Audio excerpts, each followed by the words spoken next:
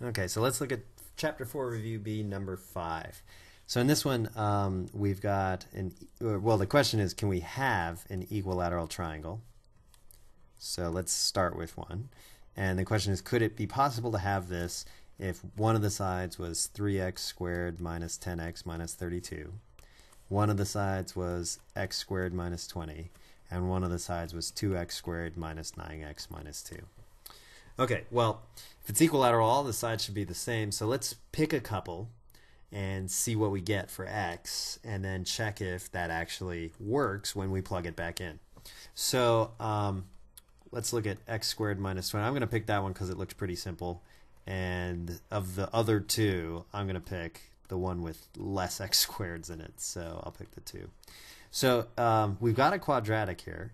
I want to make this equal 0 so I can solve it. So if I subtract x squared from both sides, I'm going to get, and then I have to add 20 to both sides. So I'm going to get negative 2x squared minus x squared gives me 1x squared. I still have a minus 9x, and then negative 2 plus 20 gives me a positive 18. So here's a good equation that I can use in the quadratic formula, where a is 1, b is negative 9, and c is 18. This one's also not that hard to factor, so you could go that route too. And if you did that, you should get 0 equals x minus 6 and x minus 3.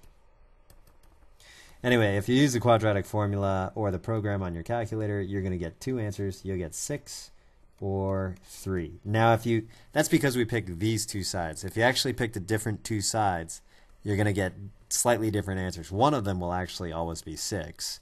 The other one might be, I think it's a negative 1 in one case and a negative 5 in the other case. So anyway, let's check our answers. If you plug in 3 right here, I'm going to get 9 minus 20, which is negative 11. So right away, negative sides, no good. All right, if I plug in 6, I'm going to get 36 minus 20, which is 16. And it actually turns out if you plug in 6 here, you get 16 as well. And if you plug in 6 here, you also get 16. So that means that this one works. Oh, so we need to answer the question. The answer is yes, it can. If x is 6, all sides equal 16.